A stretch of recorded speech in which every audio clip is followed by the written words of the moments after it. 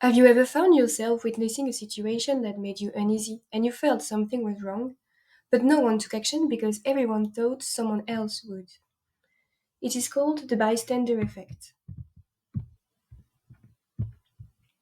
In a sense, the bystander effect emerges when the presence of others leads to a shared sense of responsibility. When individuals form part of a crowd, there is a recognized inclination to evade responsibility, a phenomenon psychologists term the diffusion of responsibility. This means everyone assumes someone else will take action, resulting in a paralysis of individual initiative, ultimately leading to no action at all.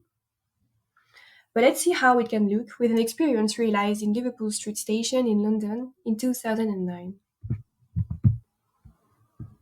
Liverpool Street Station in London, a busy thoroughfare for commuters. Unknown to these passers-by, Peter is an actor. As part of an experiment on bystander apathy, he's pretending to be ill. Help! Help! How long before he gets help? Please, somebody. Help! Help me, sir. Please help me. Helping would be inconvenient or even risky. He lies there for more than 20 minutes and no one raises an eyebrow. Please, somebody help me. Liverpool Street Station in London, a busy thoroughfare. So, how to avoid this kind of situation and how to become an active bystander?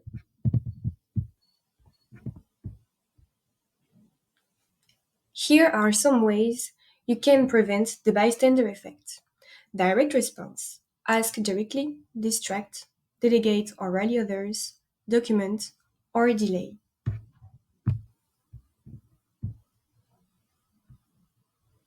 First, there are ways you can directly and personally intervene if you feel comfortable doing so. First, you can do it through what is called a direct response, meaning you will directly intervene in a situation. There, you should speak up about the harm and be firm and clear. You can, for instance, name directly the situation and address the specific behavior that is harmful.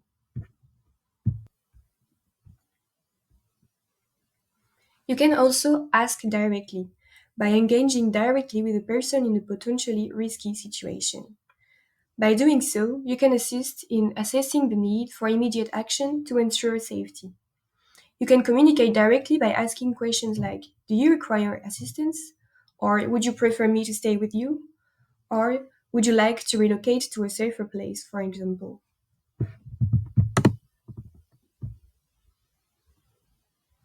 But anyways, if you don't feel confident enough to intervene yourself, there are still indirect ways you can use to have an impact and help diffuse the situation.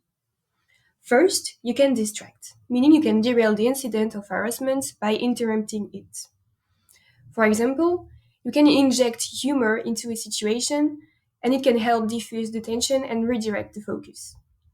You can also, for instance, pretend to be lost and ask for directions to a building. You can ask for the time or pretend you know the person that is being harassed. You can also talk to them about something random and take attention away from the harasser. You can also accidentally spill your drink or drop something that creates a distracting commotion.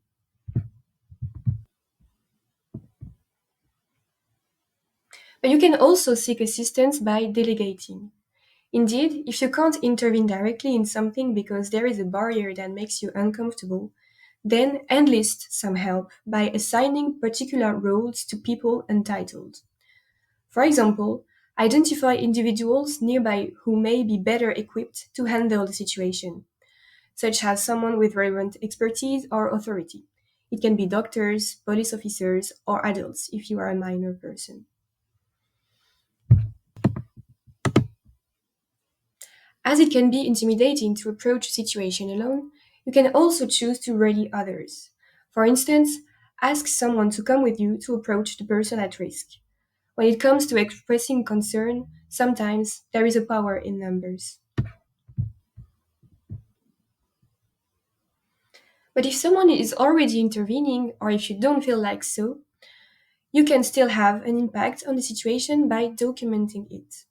You can, for instance, record by using your phone to capture audio or video directly, or you can also take notes or collect witnesses' statements.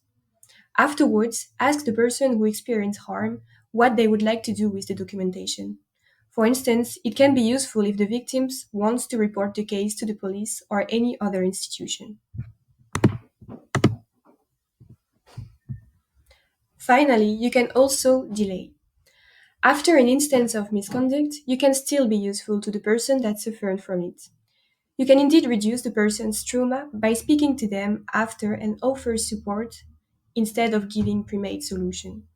For example, you can stick around and once it's safe, let the impacted person know about options for aborting as well as supports and resources. You can also ask if they need anything or offer to walk them to a safer place, for instance, or you can also offer some kind of emotional support if you feel like doing so.